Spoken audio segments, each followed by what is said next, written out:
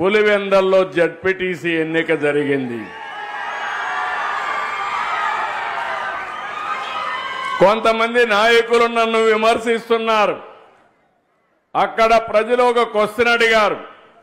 30 సంవత్సరాల తర్వాత ఓటు వేశాను, అందరికీ దండాలు అని ఒక వ్యక్తి బ్యాలెట్ బాక్స్లో కాగితం వేశాడు.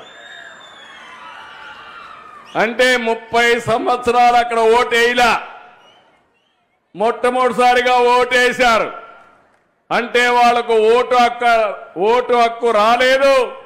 ఈ యొక్క 79వ స్వాతంత్ర దినోత్సవ సందర్భంగా వాళ్లకు స్వాతంత్రం వచ్చిందని మీ అందరికీ విజ్ఞప్తి చేస్తున్నా. ఇంకో పక్క ఇంకొకతను కాగితం వేశాడు, మా వివేకా సార్కి న్యాయం చేయండి సార్ అని. చెయ్యాలా లేదా న్యాయం? చెయ్యాలా లేదా న్యాయం? నాయకులు సమాధానం చెప్పండి.